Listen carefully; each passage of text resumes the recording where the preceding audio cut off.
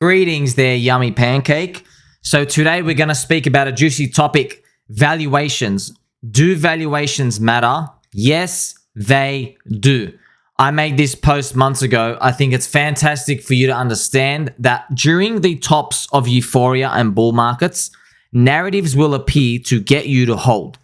And it's not from insiders themselves, although in Wall Street and many places of crypto, there are evil people who do that. But it's the crowd. It's what the crowd wants. The crowd wants to believe valuations don't matter. So I'd like you to have a think. Think about your upside targets in crypto. Think about valuations out there for stock market companies. People will say market cap doesn't matter in crypto. Yes, it does.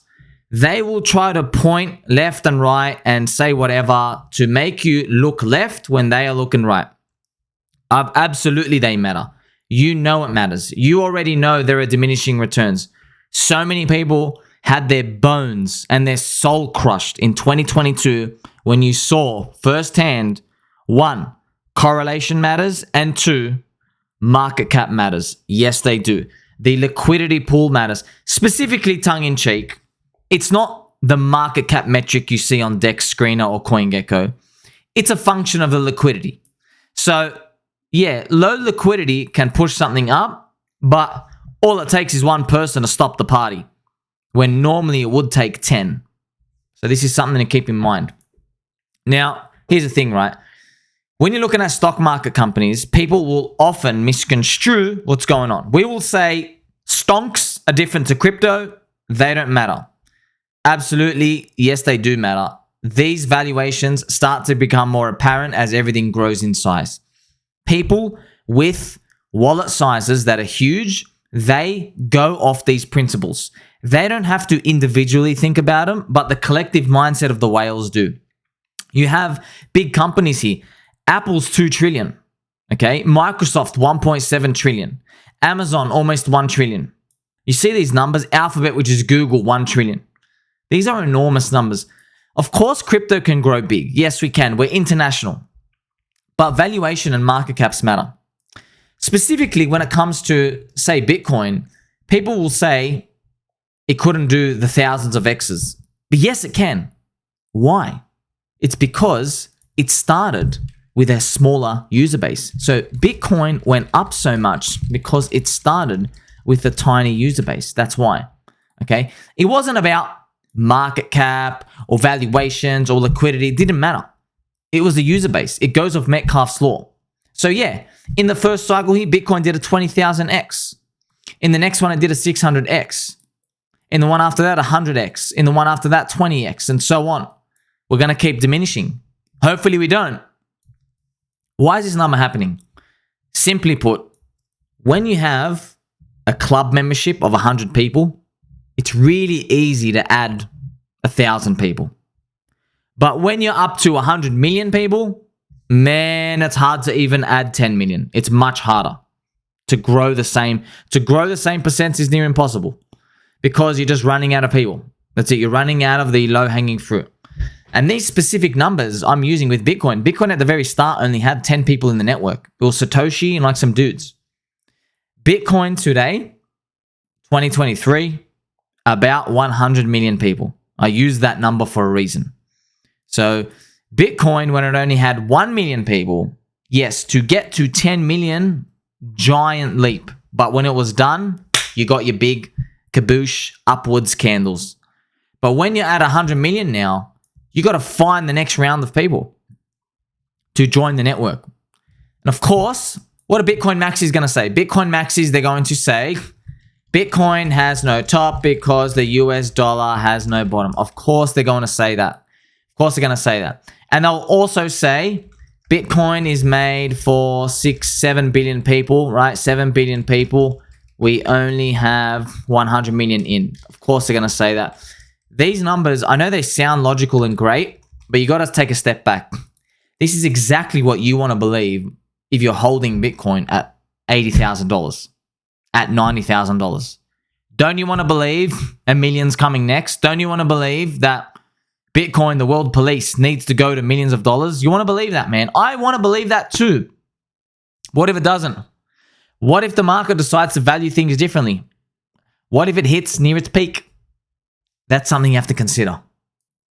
And what about market cap? Market cap is such a sensitive topic, but market cap is real. All right. When you remove fake coins and fake institutional treasury coins from different alts, you can get the real market cap. And it really does matter. So market cap is simply, all right, how much money are you willing to leave on the table and rest there? That's what this is. That's what market cap is. So if you see a meme coin like Pepe that hit 1 billion for a meme coin, all right, market cap, 1 billion is where you think and say to yourself, wait a minute, do you think the collective mindset of everybody holding the meme coin, do you think they are willing to let $1 billion sitting on a table there? Do you think they're willing to let that slide? So what people will often do is, because you try to put a limit on market cap, because you try to say, hey, gravity matters, what they'll do is they'll draw your expectation line. And if it ever crosses it up, they'll say, aha, we told you market cap doesn't matter, my friend. And I'll say, excuse me, I hope you got your fluffy slippers on for this one, because the market can disconnect. Euphoria. Maybe you just felt your pointy elbows. You're like, wow, they're extra pointy today. Maybe you've checked your orange juice. 3 ice cubes, super cold. You are in a state of euphoria and happiness, and there's momentum going up. But what I'd like you to think about, how I measure valuations and market cap is, would the market sit at this price, market cap, for 12 months if the rest of the world started stumbling? That's how you think about it. That is how you arrive at your honest valuation for whatever it is you're looking at. That's how you're able to determine what's going on. Thank you very much, friends. Like, subscribe, press the bell button, all. I appreciate every single one of you. That's why I bring you this high value content. Market caps are really important. All right. You don't hear this from any other influencer. I'll tell you right now. They'll just talk about these numbers, they'll throw them out. Don't forget, these numbers, they can be broken. But remember that example I said. All right. If you're in a zone, you can't think, oh, now that we're here, market cap never mattered in the first place. No. You ask yourself, hey, if the stock market dropped 15%, if we sat here for 12 months with the way the crypto industry is growing, there's more competition, do I think we will sit at this price? That's what you have to ask yourself. And most of the times, during the super fun seasons, during like the 2020 bull, you'll arrive at this conclusion, right? Well, this is what I do. I say, well, we can keep going up, but I think in 12 or 24 months, something cracks somewhere. And this valuation out here, this market cap is too high. I don't think all the people inside this box, I don't think all the people holding are really willing to store this much value, value in this coin here, in this asset. How much are they willing to store? That's only a number you can decide and you can arrive at, right? I mean, crypto keeps blowing to the upside, but this is how you arrive at the number. You get to see. You're like, do I think we can store as much as Apple? So Apple being like 2 trillion, right?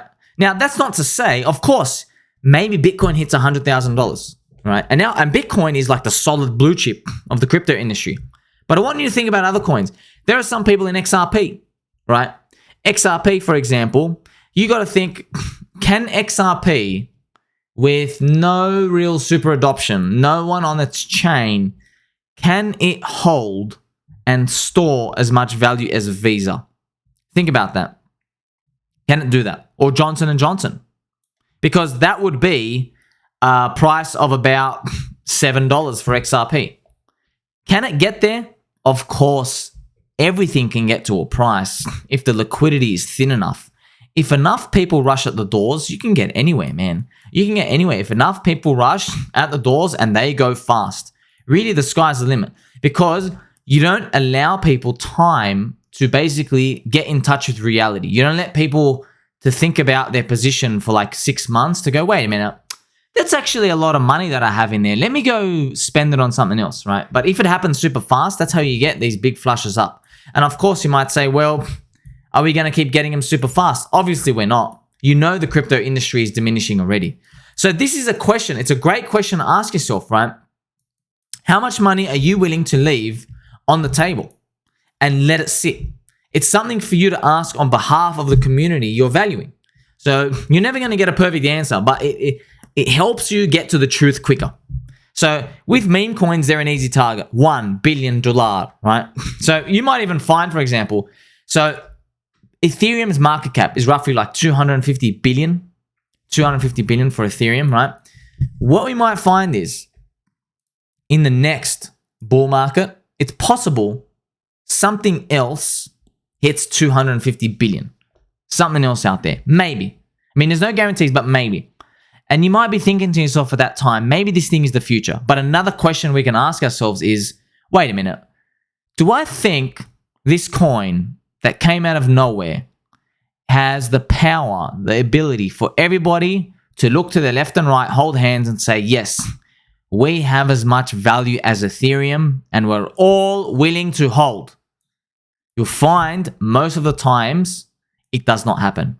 Instead, what we have is a requirement of a rinse.